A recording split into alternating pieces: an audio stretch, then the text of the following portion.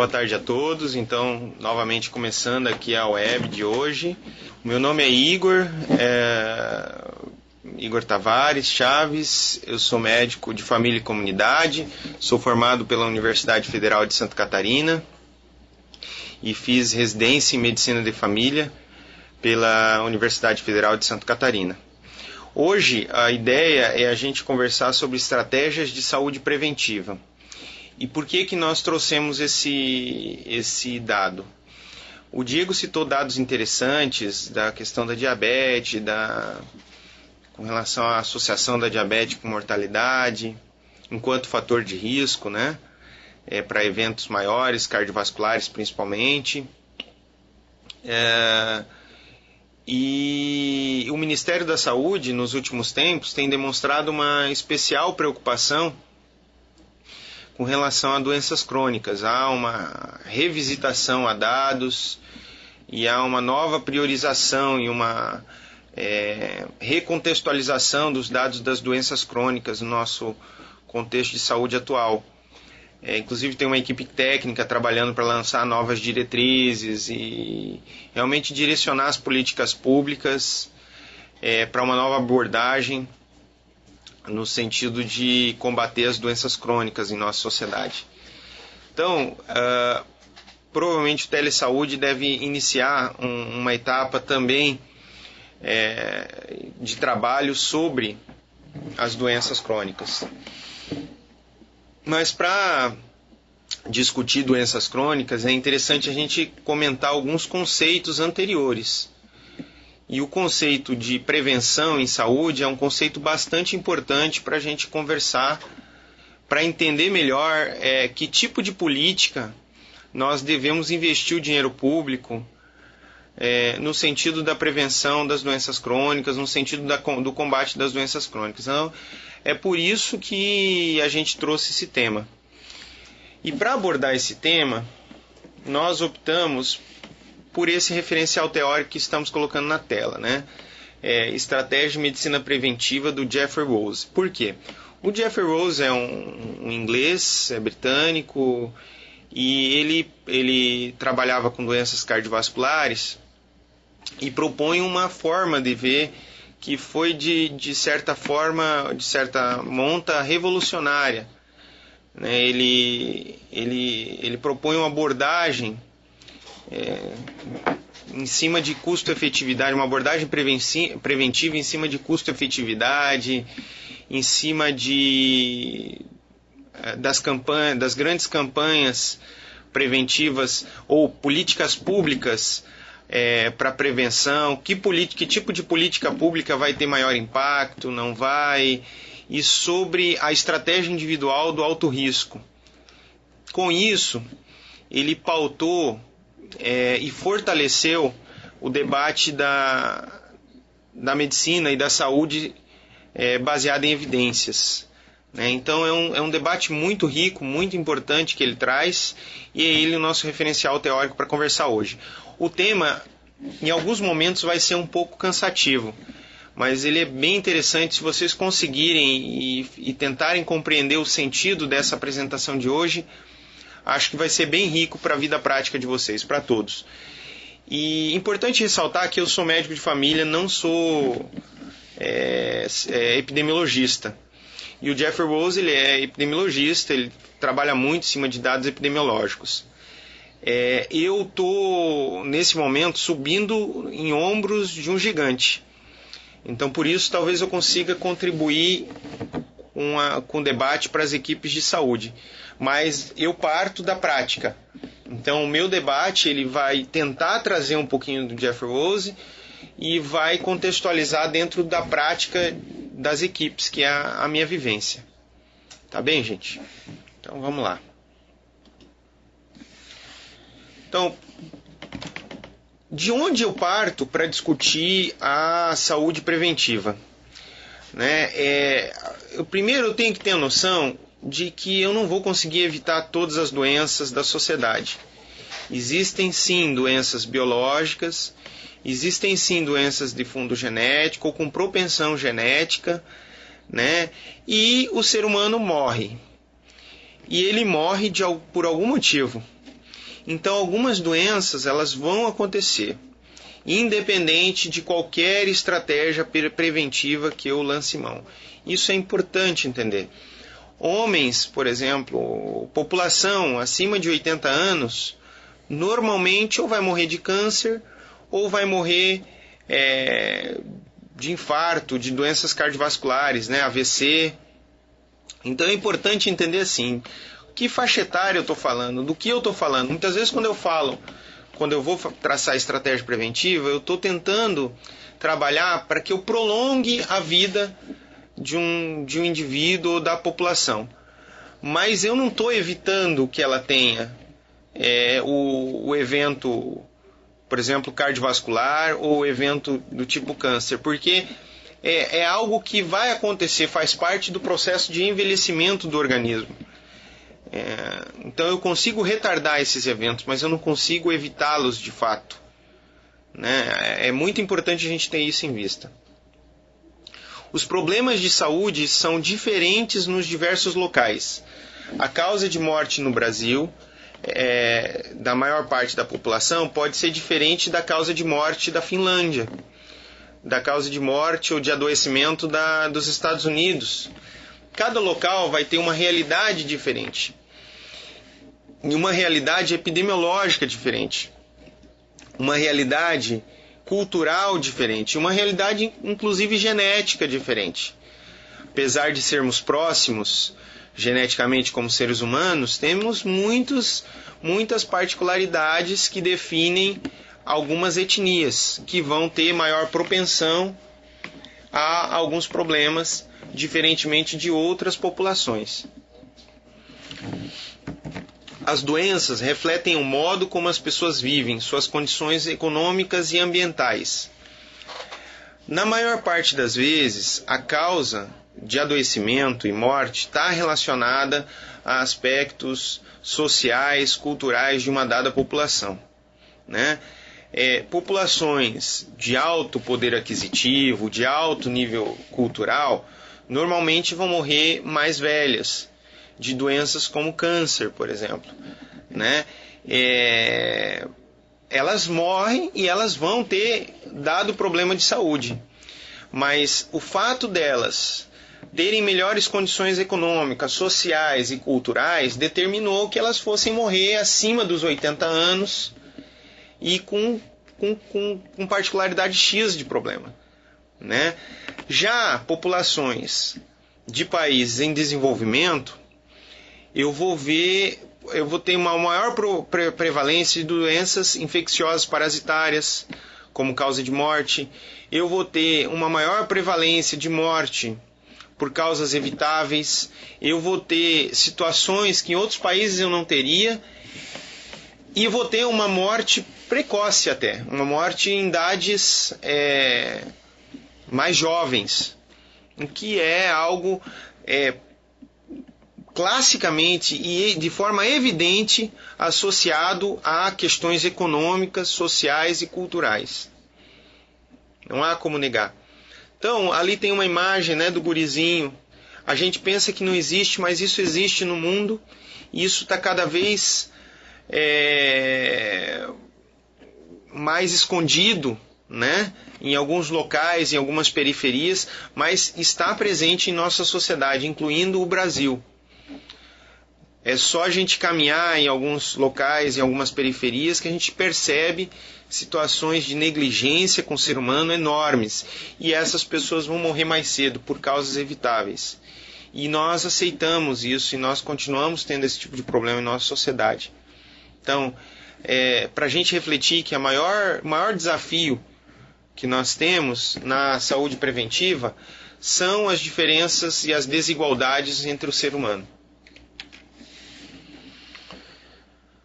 Quando a gente discute entre os profissionais de saúde a necessidade da prevenção, a maioria tem aquele discurso pronto do é melhor prevenir do que remediar, e normalmente associado a uma questão de custo. E diz aos quatro ventos, é muito mais barato prevenir do que a internação, do que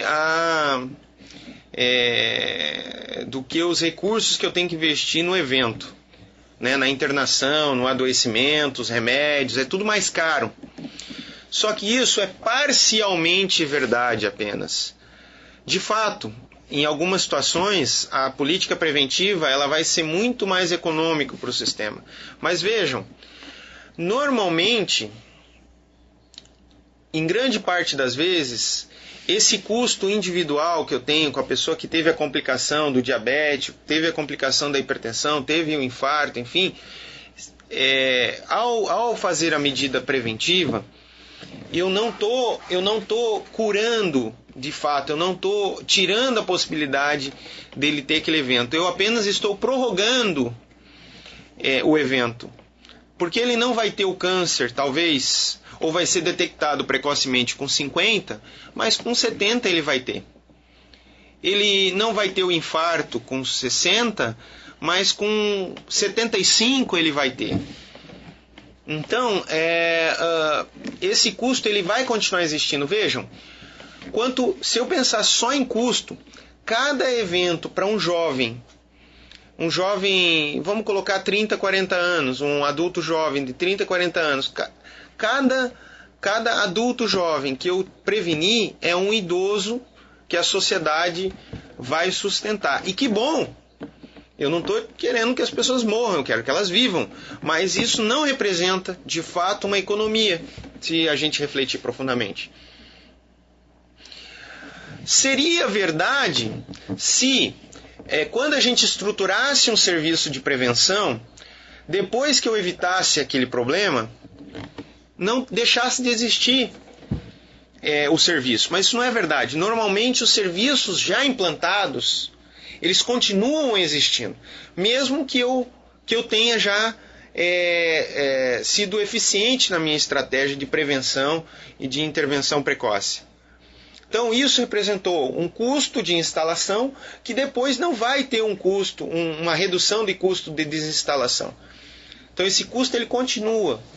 Então só esses dois pontos já faz a gente refletir que não é tão verdade que as campanhas são custo efetivo, são de fato econômicas para o sistema. Elas, em alguns casos são, em outros não.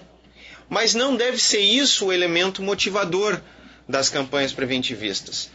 Por que nós devemos prevenir? Perguntaria aquele que chega, Igor, você está falando então que não vale a pena prevenir? Não.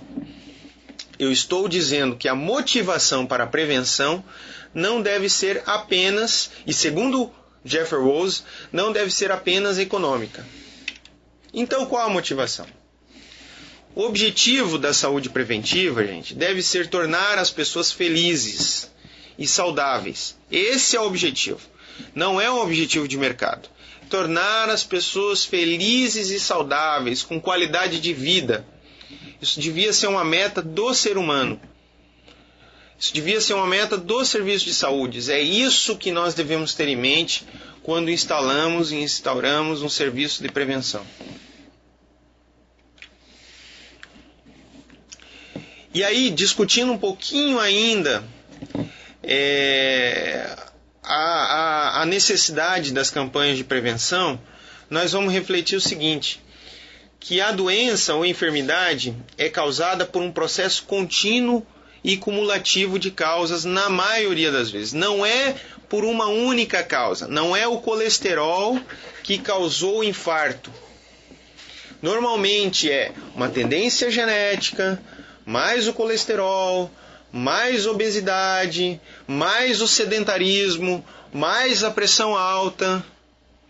Tudo isso, associado com o tipo de alimentação que a pessoa faz, tudo isso vai levar ao evento que é o infarto agudo do miocárdio ou o acidente vascular cerebral. Então são várias causas que foram se somando e se acumulando. Por exemplo, no gráfico que eu tenho do lado, vocês vão ver ali a relação do tabaco, do fumo, com o câncer de pulmão. Então vejam, na tabela, no quadrinho da esquerda, na linha vertical, vocês vão ver risco. Na linha horizontal, vocês vão ver exposição. quando eu inicio o tabaco, quando eu fumo um cigarrinho por dia, o meu risco é esse aqui de baixo, ó. Tá? Conforme eu fumo 2, 3, 4, 4 carteiras por dia, de acordo com alguns estudos, eu tenho maior chance de desenvolver o evento que é o câncer de pulmão. Ou seja, se eu reduzir de 40 cigarros para 10, eu já vou ter benefício. E mais, o tempo de exposição também vai impactar. Então, se eu fumei 1 ano da minha vida, eu posso aumentar o meu risco, mas é menor do que a pessoa que fuma há 30 anos de desenvolver esse problema. O risco é cumulativo, ele se soma ao longo do tempo. Esse tipo de associação, a mesma associação da radiação. Então a pessoa fez uma tomografia computadorizada, ela teve um grau de radiação. A pessoa que já fez 10 tomografias, a associação da tomografia com radiação, na tomografia já tem radiação. A associação da radiação com câncer está bem estabelecida, já tem associação de tomografia com câncer. Então, se eu faço muitas tomografias, o meu risco aumenta de câncer, né? Então, eu deveria dizer que isso aqui significa dizer que quanto menos eu fumar, quanto menos radiação eu tiver na minha vida, menos chance eu vou ter de desenvolver esse tipo de problema. Isso só falando nessas situações. Óbvio, eu posso ter outras situações que aumentam o meu risco de câncer de pulmão e de câncer genericamente. Mas esse fator de risco, eu tenho um risco cumulativo. Isso justificaria per si eu estabelecer o não uso, já que um pouco de uso já causa problemas. Então, se eu quero buscar uma prevenção perfeita nesse tipo de problema, eu deveria prezar pelo não uso ou não exposição à radiação, né? Já que um pouco que eu uso, eu já tenho um risco aumentado de desenvolver o evento. Então, a medicina preventiva, ela traz grandes benefícios à comunidade, porque ela é estatística, ela trabalha com probabilidades. Isso é um conceito importantíssimo.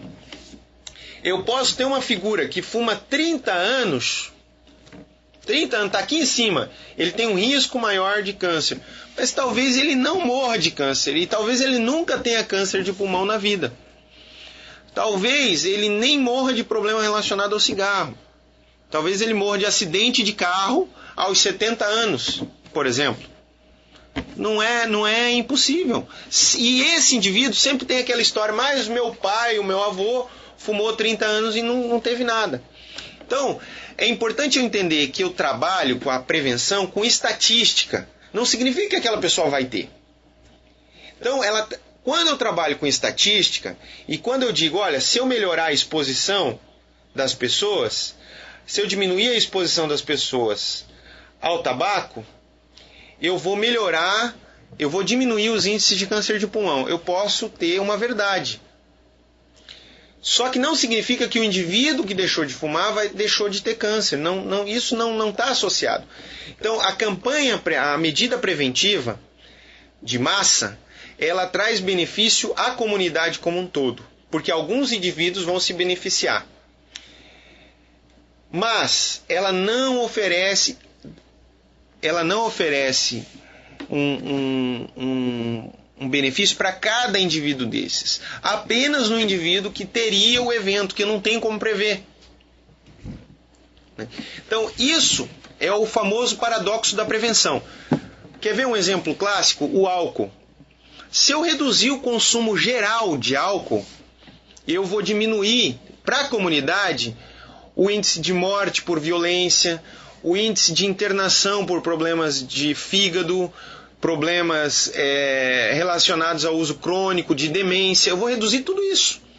Mas eu não resolvi o problema de quem bebe moderadamente, por exemplo, que não tem problema nenhum com álcool. Esse sujeito provavelmente ele vai ter que se submeter às mesmas regras para um benefício que é para a comunidade e não para ele.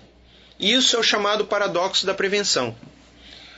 A prevenção às vezes pode prejudicar inclusive alguns indivíduos, né? Mas ela pensa no bem da comunidade e não no bem do indivíduo.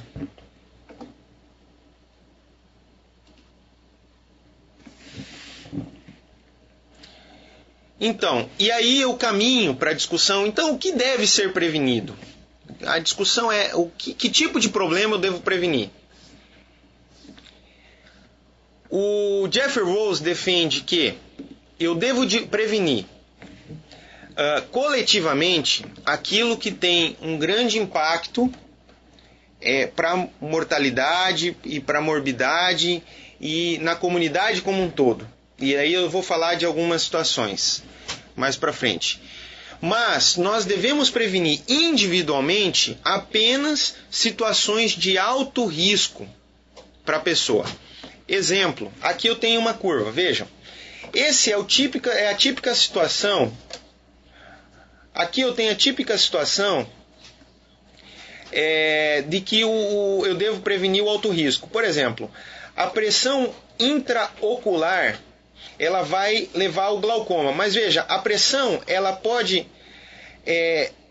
vejam a curvinha de risco, e a curvinha de exposição aqui, ó. Eu posso expor a pessoa à pressão intraocular até um tempo. A partir de um certo limite é que eu vou ter um risco aumentado. Da mesma forma, a anemia. Eu posso ter anemia sem prejuízo para a pessoa, sem sintomas. Eu vou ter sintomas a partir de um certo valor. Bebida alcoólica também, ó. Bebida alcoólica, eu posso beber e não vou ter prejuízo para as pessoas no quesito acidente de trânsito. A partir de um certo limite de álcool, eu teria Isso aqui justifica as campanhas que trabalhavam com o bafômetro e dizer que só a partir de certo limite de álcool é que eu deveria fiscalizar no meio público. Isso caiu porque... Por que as campanhas estão cada vez mais radicais? Porque não há uma mudança cultural quando eu estabeleço o limite. Mas há uma mudança cultural quando eu estabeleço que os indivíduos como um todo não devem beber e dirigir. Então há uma mudança de comportamento global que vai diminuir o número de pessoas que vão abusar do álcool, né? Mas individualmente, não valeria a pena eu intervir em todos, apenas no alto risco, porque não há uma mudança nos aspectos, não há um benefício para o indivíduo nesse tipo de problema, que tem um dado valor, um dado limite de corte, de eu prevenir desde o início para ele, né? E assim é para diversas situações. Devemos intervir na população sempre que o risco estiver amplamente difundido. É isso que eu estou... Então, individualmente, apenas em situação de alto risco. Coletivamente, apenas quando houver impacto daquele problema de saúde. Quando aquele risco for um risco grande para toda a população e não para um grupo pequeno de indivíduos. Tá claro isso? E isso é justificado por diversos motivos e nós vamos falar daqui para frente. Ó, mais duas curvinhas, ó. Olha aqui outro caso interessante, ó, risco, exposição. Então, idade materna com síndrome de Down. Então, ó, vejam que até um certo limite eu não tenho problema, mas a partir de dada idade o risco gradualmente vai aumentando, né? Osteoporose e fraturas, mesma coisa, ó, conforme a idade o risco vai aumentando de fraturas por osteoporose. Então, aqui, esse tipo de situação é uma situação que é complicado eu definir se eu vou trabalhar com estratégia individual ou coletiva, né? Aí eu sempre vou ver os riscos os riscos para a comunidade que vão ser submetidas ao tipo de campanha. Olha, vejam, pressão arterial, mesma coisa, ó. O risco vai aumentando gradualmente. Ele faz a partir de um dado limite, ele faz uma inversão, ele faz uma curva maior para cima, né? Então, mas vejam, por que é importante eu mostrar esse tipo de curva? Porque, vejam, não há um fator de corte, diferente da curva anterior. Vocês viram a curva anterior, ó? Na curva anterior, aqui era o ponto de corte. É fácil eu definir o ponto de corte em que eu devo prevenir o indivíduo. Tá aqui, ó. Esse seria o ponto de corte de exposição. Já nessa outra curva, vocês veem que não há um limite, não há um momento em que a curva começa a aumentar. O que acontece? Se não há um limite, a escolha do valor de referência ou do momento que eu vou começar a prevenir é arbitrária. É definida por alguém que achou que ali é que deve ser colocado o limite. Então isso é um dos problemas que eu tenho com as políticas de prevenção. O estabelecimento de limites, de valores de referência para a prevenção, são opinião de especialista. Olha como é mais complicado aqui ainda, ó. Veja, a associação de peso com mortalidade. Se eu tenho crianças com extremo baixo peso, eu vou ter um grau de mortalidade. Se eu tenho crianças com obesidade extrema, com grande peso, com peso elevado, eu vou ter também mortalidade. Então há um meio termo. Então esse tipo de curva de associação de risco com exposição, ele vai trabalhar com o meio termo, com a situação de peso ideal, né? Nem valores menores, nem valores maiores. E vejam, pressão arterial com sintomas, né? Associação de pressão arterial com sintomas. Pessoas com muito baixa pressão vão ter sintoma de tontura, mal-estar. Não há uma associação com mortalidade, mas há uma associação com sintoma. Pessoas com pressão muito elevada vão ter também sintomas, dor de cabeça, mal-estar, taquicardia. Então eu também tenho um valor que é o chamado ideal nesse tipo de curva. Isso é para a gente entender que as doenças ou os fatores de risco, eles não se comportam da mesma forma em todas as situações. Nem sempre prevenir ao extremo é algo bacana. Se eu prevenir muito e tiver uma curva muito pequena de exposição, eu também vou ter problema. Então tem que ter um meio termo. Se eu dou muito remédio da pressão, a pessoa vai passar mal, vai ter sintoma. Então eu tenho que estabelecer um valor de referência, busca por um valor de referência.